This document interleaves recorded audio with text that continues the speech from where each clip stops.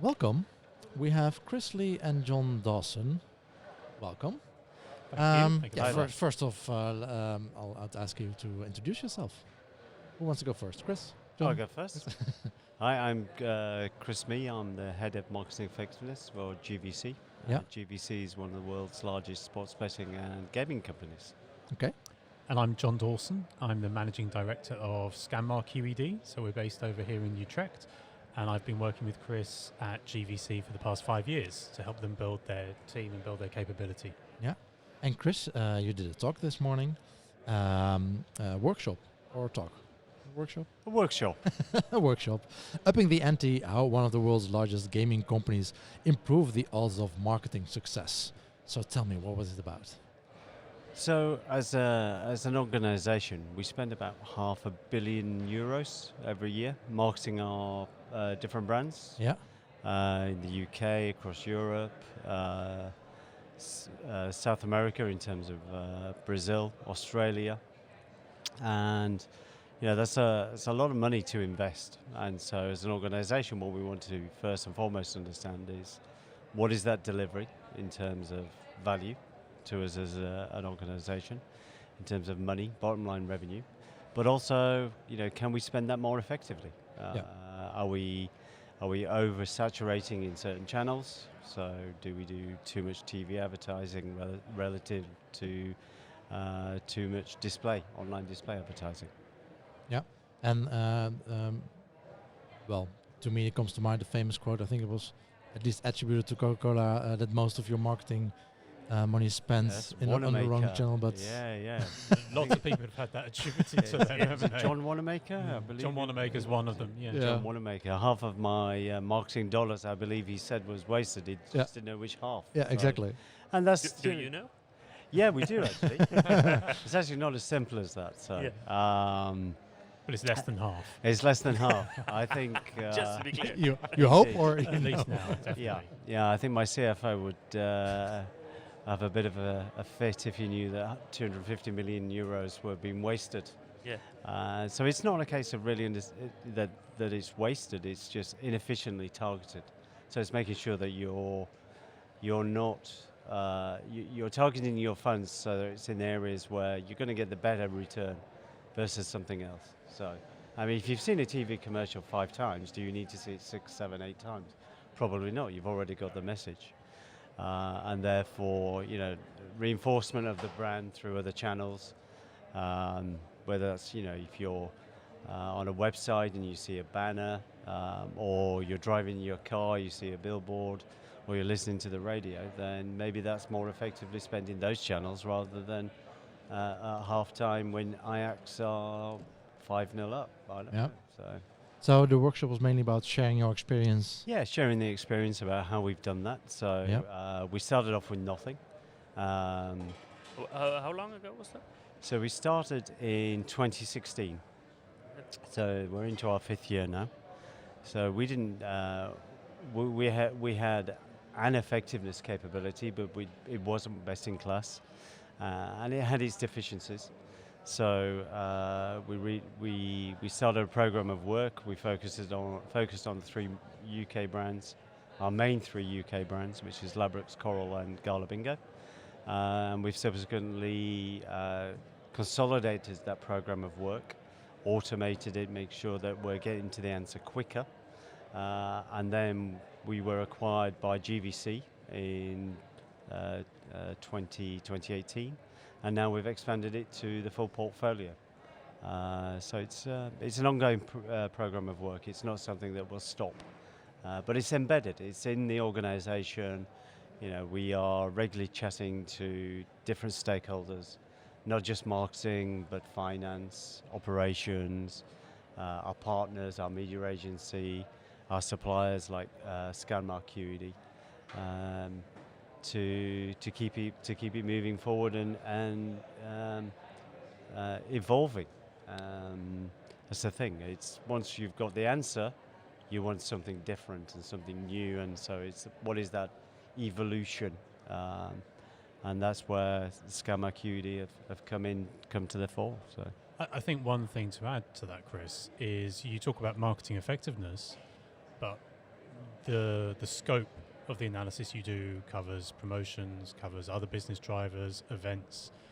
It's a much broader business driver analysis, I guess, that you actually perform. So although the optimization is very much on the marketing side and increasing the values on the marketing side, you help the business understand a hell of a lot more than the advertising impacts. You help them understand different events, what's the likely impact of this event next year, and these kind of promotional plans. So it goes deep and it goes very broad. Yeah, it does. I think we're all.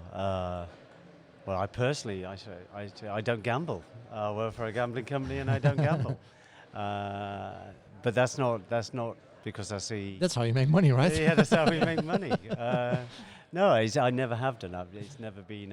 It's not been something that's that appeals to me. But I'm a sports fanatic. So, every other summer there's a football tournament, whether it's the Euros this year, World Cup in 2 years' time in Qatar.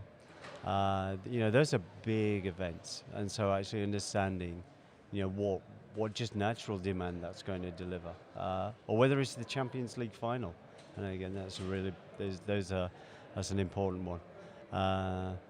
But that's the sports betting side. There's the whole casino, online casino, whether that's slots, whether that's poker, blackjack, baccarat. You can now play a live game of poker if you want to with a dealer. There's a croupier there, sat across on a table, or they're not a virtual, they're not an avatar. It's an actual. It is an actual croupier, and you can gamble, and people like that. That's Macau and Las Vegas have been around for a long, long time. So this is just an extension of entertainment, and that's what it is. People like to gamble. So. I'm always fascinated. So I have a background in psychology, and I also I don't gamble, but of course Vegas is a very popular spot for conferences. So yearly we have a conference over there. I'm fascinated by how those buildings are set up to keep everyone in, to keep everyone happy, to keep everyone gambling. You say you don't gamble, but do you play the lottery? No. No? Oh, okay. You don't gamble. So. No, I'm the same. But you're right. It's so many experiments, natural experiments happen, and this industry in particular there's just an enormous amount of data experimentation done in the right way. That can tell you an awful lot of things about people, how they behave. You just got to be doing it in the right way. Yeah. So do you know what kind of companies joined you for the workshop this morning?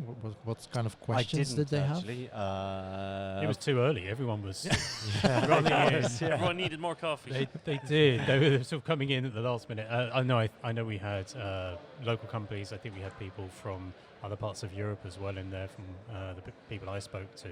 Yep. Both advertisers themselves, brand owners, and research agencies. So there's a really good mix here, actually, of different companies. And then did you get kind of certain questions from the audience? What kind of information we ran out of time. So one question was how do you do this? And where do you even start? Where do you start? It's all voodoo. Yeah, voodoo. No, but it can seem overwhelming, especially if you don't have anything like you had a few years ago. Like, how do you start measuring anything at all, and then actually using that to improve things? Yeah, I mean, it shouldn't be surprising because we are in a data age, but the data's there. Some of it is hard to get or harder to get, but most of it is now captured as standard. You don't realize that it probably is, but virtually everything that we do as individuals is captured in some form, in some sort of form. We know this is, how many people are watching TV at any one point in time, how many people are doing it on a dual screen, versus how many people are online searching for different brands. So all that information's there. It's being able to then capture all of that and bring it together and say, well, what relationships can I see? And if I can see those relationships, that helps me quantify. And if I can quantify, I can therefore optimize. How big is the team doing this? So the team is... What does it look like? So we're a mixture actually. So we're a mixture of internal and external.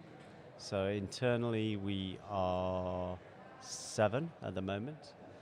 Externally we've probably got about the same number of people. So and those are from our partners.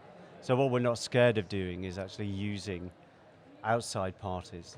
You could build this yourself, but if you're going to build it yourself, you're going to have a much larger workforce because people leave, people become sick, but you still have deadlines to hit. So it's actually a better model to have a hybrid where you've got part of it internally, because then you get to witness, feel, see, hear what's happening with the organization.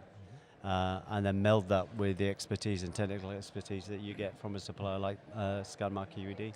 I think just going back to the question about how do we do this, actually right at the beginning you talked about this in your talk today. You broke it down into 4 elements. You talked about what are the business processes we need to influence, not just what are the current processes, but what could the processes be if we had more insights, what data you actually had available, and you did an awful lot of work around data pipelines and the practical stuff. We supplied the tools, and we helped with all of these elements at Scanmar, but specifically we supplied some tools that really help you get the insights out of the data quickly. And then the training, I think you trained people internally how to do things. You also trained people internally how to interpret and how to take actions from the insights that you were able to provide. So when they could be confident about things, and actually when there was some uncertainty, I think you were pretty open with saying, you have to understand, and of course this is one industry that understands risk, right? Explicitly understands risk. So Yep. I think you have a great opportunity there. So yeah, it's process, data, tools, and people. In that, and those are the 4 things that we set up as a program and have developed and evolved over time. Yeah, I'm interested. So we both work in digital marketing. I personally work in optimization, running experiments, running A/B tests. And what I see at a lot of companies, and you name me those 4 elements, we see a very, I would say a disbalance in investments.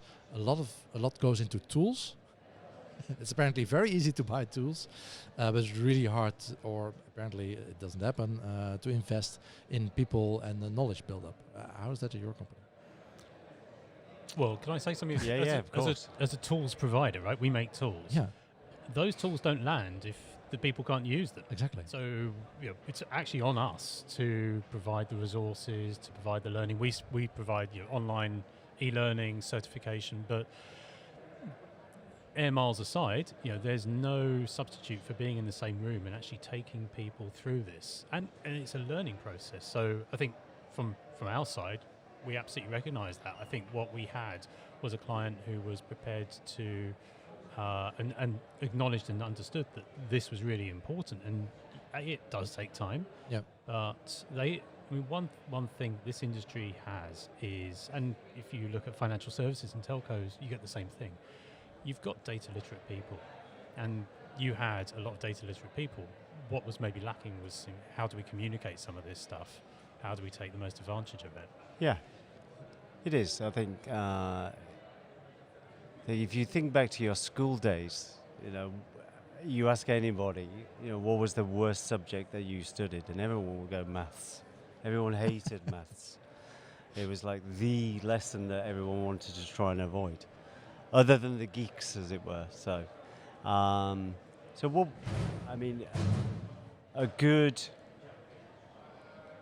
good practitioner will try and actually dismiss some of the myths around it, because it is complex. Some of the mathematics is complex, but you don't need to know that as a marketeer. No. You don't need to know that I've used a nonlinear transformation on a certain variable. What you're interested in is that for every euro that I've invested, that you get, and then I'm getting €1.20 back in terms of investment. Well, you need to be able to interpret what the tool, whatever the tools. But that's also, the tools themselves need to demystify things a bit. There's don't know if you guys have it here. We have in the UK, we have the magic circle, right? So magicians have to keep all these things secret. How do you do the card tricks? It all has to be a big secret. If you reveal the secret, you get thrown out of the institution. And there's a bit of that, I think, in the analytical community. God, if we tell these people how we really do it, right? You can't really tell them what the methods are. I think you should have I think you actually have to have a state of mind that says there's no black box here. If you can't see inside, if you can't trust it, if you don't understand where it's coming from, you're not going to use it. So again, we have to demystify. We have to try and use plain language, simple language, and people will put it towards them if it's going to benefit them. They'll put it towards them and they'll get value from it. It's when they don't know what they're doing, when they don't know, why they're doing something, they're just pushing a button. It doesn't work. No, it doesn't.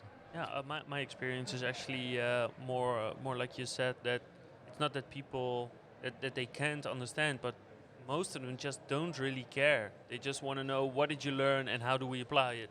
Please tell me what to do. Yeah, exactly. Black box marketing, right? Yeah. Doesn't work. Yeah. No, but most people who are not into the analytics like maybe we are tend to think that way. Like, all right, I just want to know what I need to do next.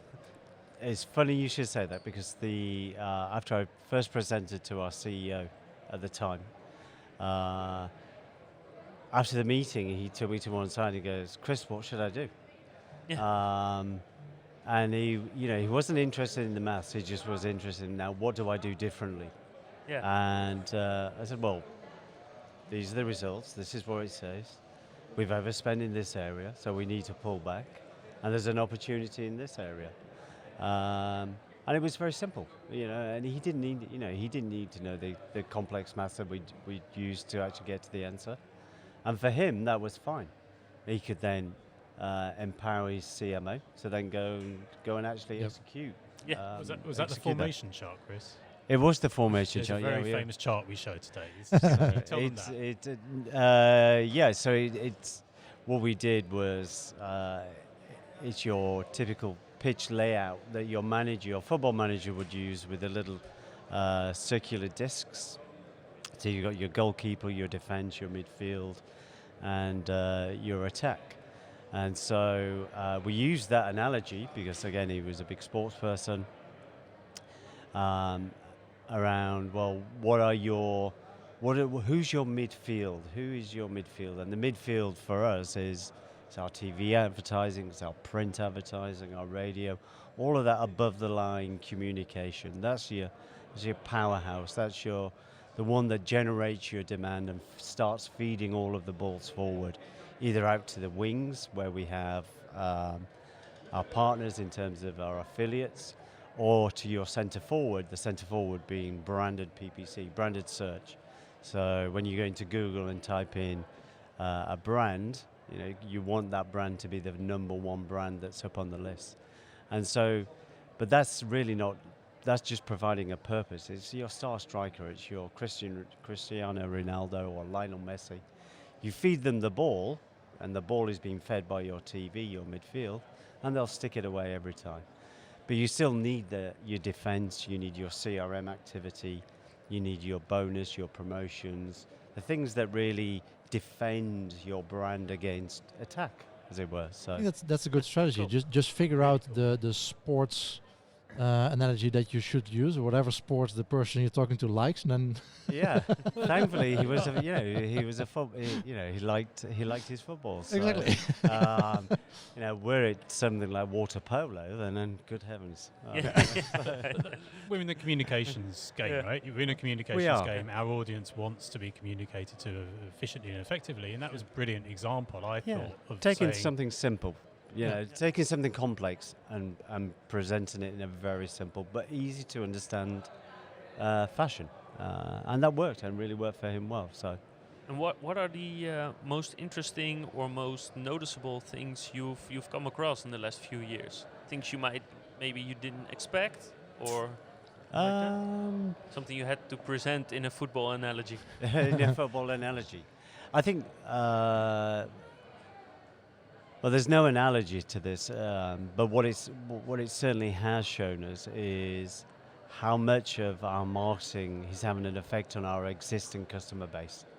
So the marketing predominantly was seen as an acquisition tool thing to get people into the brand through the door, as it were, the virtual door, because we're looking at this in terms of a digital brands. But actually quantifying that probably 40% of our return is coming from our existing customers.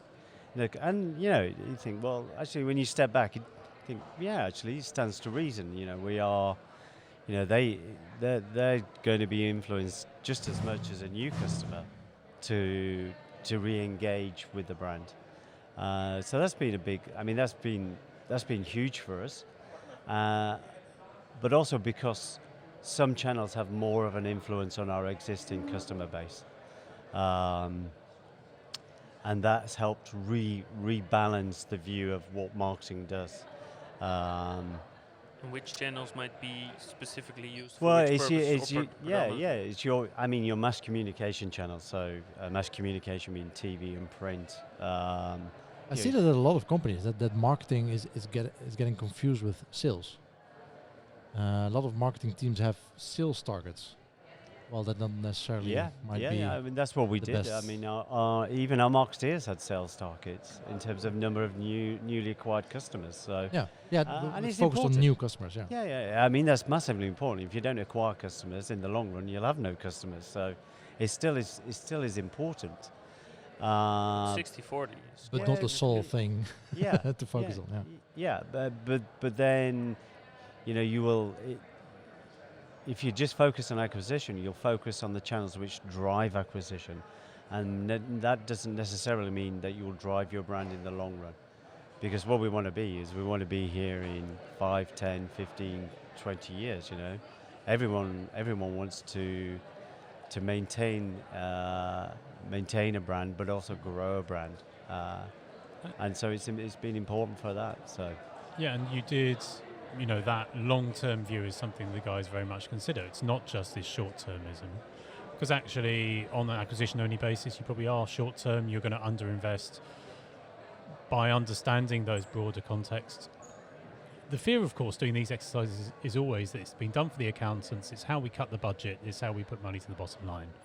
Very often when you do these things, you realise that the value, we're undervaluing some of these activities. Actually, yes, there might be a case to invest more, or maybe invest differently as well. Even things that are surprising, traditional channels still work. Yeah. It's not always popular, and the interesting thing, a lot of marketers make the mistake of thinking their customers are like them. There's a really famous chart that shows if you go around media agencies and they say where do people consume media, how do they consume it? Media people, media planners generally get this completely wrong. They underestimate what the real population does. So the great thing about data is data is generally an independent, unbiased source, and that's one of the reasons you look at the data. Yeah, if you don't have the data, my most popular department to go through for feedback is customer service. Yeah, that's true. They usually have a pretty good idea about what the things that are going wrong. Or at least what customer service knows what's going wrong, and sales usually knows what works. Yeah. So if you go to those two, then Indeed. Thank you so much for coming here. Any specific topics at the conference today or tomorrow that you look forward to learning more about? No. I just strolling saw some around. stuff on sustainability is going on, but we've missed that one. Well, I don't know. I've seen the VR machine, so. I haven't seen a VR machine yet. Yeah, it's just down there. That's your lunch break. Yeah, that's my lunch break. Well, my would-be son-in-law has got an Oculus for Christmas, so. Had some fun with that. Pretty cool, by the way. That's nice. We heard the speaker before you told us about a talk that's coming up about the Van Gogh Museum and how they optimized it for where people look. So they did research on where do people look, what kind of paintings and how long, and they optimized the museum for that.